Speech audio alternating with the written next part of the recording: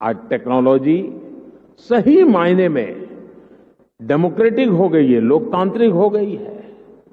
आपने भी देखा है कि डिजिटल फर्स्ट की हमारी अप्रोच ने कोरोना वैश्विक महामारी के इस दौर में देश के लोगों की कितनी मदद की। दुनिया के बड़े बड़े विकसित देश जब अपने नागरिकों की मदद करने में संघर्ष कर रहे थे, खजाने में रुपये पड़े थे, डॉलर थे, पाउंड थे, सब था, यूरो था, लेकिन और देने का तय भी किया था, लेकिन पहुंचाने का रास्ता नहीं था। भारत एक क्लिक पर हजारों करोड़ रुपए मेरे देश के नागरिकों के खाते में ट्रांसफर कर रहा है। ये डिजिटल इंडिया की ही ताकत थी कि जब दुनिया थमी हुई थी तो भी हमारे बच्चे ऑनलाइन क्लासेस ले रहे थे, पढ़ाई कर रहे थे। अस्पतालों के सामने असाधारण चुनौती थी, लेकिन डॉक्टर्स अपने मरीजों का इलाज टेलीमेडिसिन के जरिए भी कर रहे थे। ऑफिसेज बंद थे, लेकिन वर्क फ्रॉम होम चल रहा था। आज हमारे छोटे व्यापारी हो, छोटे उद्यमी हो, लोकल कलाकार हो, कारीगर हो, डिजिटल इंडिया ने सबको मंच दिया है, बाजार दिया है।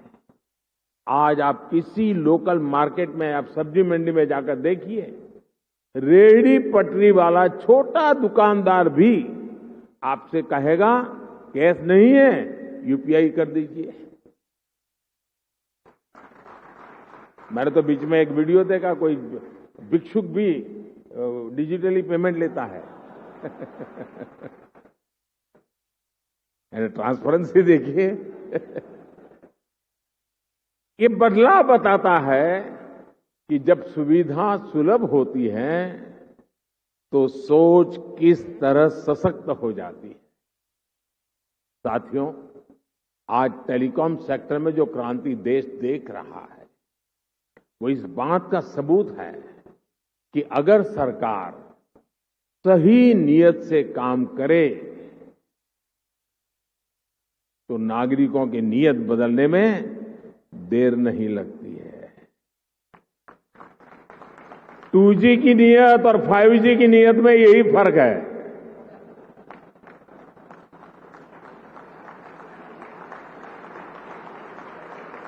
देर आए दुरुस्त आए।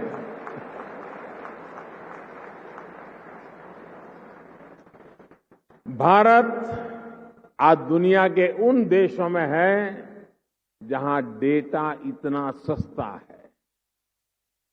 पहले 1 GB डेटा की कीमत जहां 300 रुपये के करीब होती थी, वहीं आज 1 GB डेटा का खर्च केवल 10 रुपये तक आ गया है।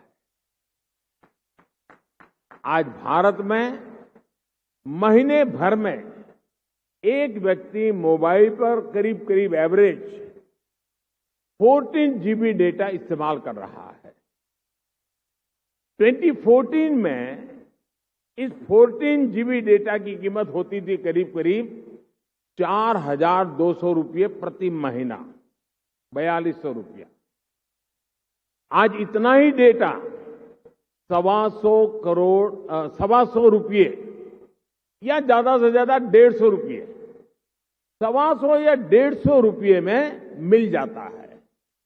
यानी आज गरीब के, मध्यम वर्ग के मोबाइल डेटा के करीब 4,000 रुपये हर महीने बच रहा है उसके जेब में।